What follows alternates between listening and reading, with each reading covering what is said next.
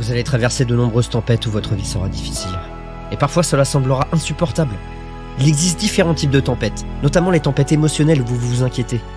Quelque chose que vous espérez ne pas arriver ou quelque chose qui s'est déjà produit. Les tempêtes émotionnelles peuvent vous rendre stressé. Dans une tempête émotionnelle, vous pouvez vous retrouver déprimé, mentalement fragile en raison des expériences, de la turbulence que vous avez traversée. L'état du monde peut vous plonger dans un état de confusion et créer un lourd nuage sur votre vie. C'est très déprimant. La tempête va venir, peu importe qui vous êtes, personne n'est exempt. C'est ce que l'on appelle la vie, mesdames et messieurs. Alors comment y faire quand vous êtes dans la tempête? Vous devez avoir la foi. Vous devez avoir la foi pour appeler les bonnes choses qui ne sont pas comme si elles l'étaient. La force et le courage pour traverser le pouvoir durable. La capacité de persévérer, de le gérer, cela vous renforcera. Le pouvoir intérieur pour surmonter, pour revenir. Donc, pour commencer à vous préparer à la tempête, vous devez aller à l'intérieur et commencer à travailler sur vous-même. Vous devez être ancré, vous devez entraîner votre esprit à vous servir. La méditation est l'un des moyens pour y parvenir, la lecture en est un autre, écouter de la musique en est un autre, faire de l'exercice est l'un des moyens pour y parvenir. Des choses que vous pouvez faire pour apaiser votre esprit, pour clarifier vos pensées, pour pouvoir réfléchir. J'avais un programme pour moi-même. Je lis des livres qui m'inspirent, j'écoute des enregistrements qui me motivent. Parce que parfois, vous traverserez des moments difficiles où vous ne voudrez pas sortir du lit. Vous voudrez juste rester là.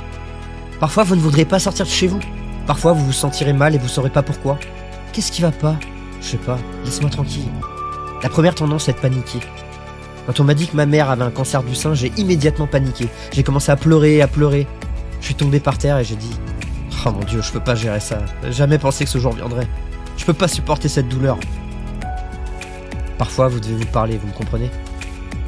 Vous devez vous parler. Et oui, j'avais peur. Leslie, lève-toi. Lève-toi, Leslie, lève-toi.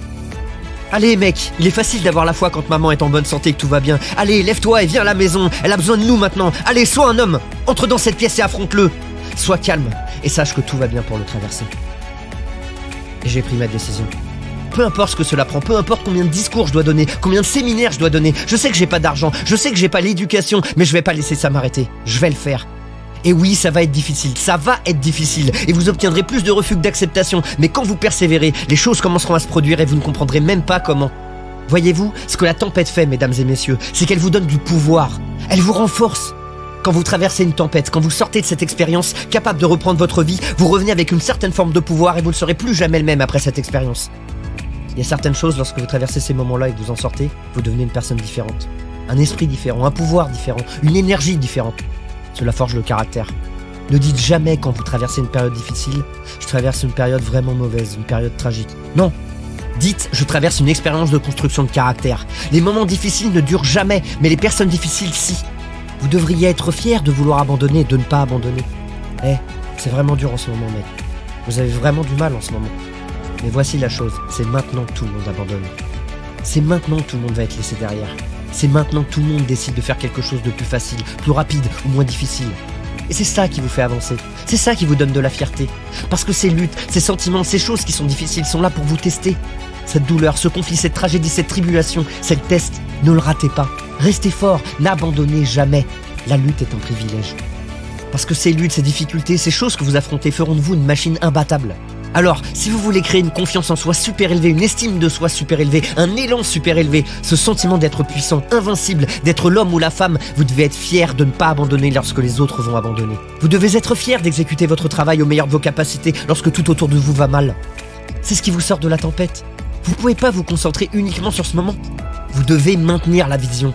Maintenez la vision que les choses vont s'améliorer. Maintenez la vision de votre santé qui revient. Maintenez la vision d'être financièrement indépendant et sans dette. Maintenez la vision que vos relations fonctionnent. Maintenez la vision que tout va bien. Parce que cela vous donnera du pouvoir, de la force, de la foi, de la patience et de la persévérance. Cela vous donnera la capacité d'arracher la victoire des mâchoires de la défaite. Et lorsque vous disciplinez vos émotions et que vous ne les laissez pas vous contrôler, lorsque vous vous dites que vous êtes aux commandes, que vous tracez le cours de votre vie, que ces tempêtes que vous affrontez n'ont plus de pouvoir sur vous, lorsque vous vous déclarez cela à vous-même, les limites pour vous deviennent inexistantes.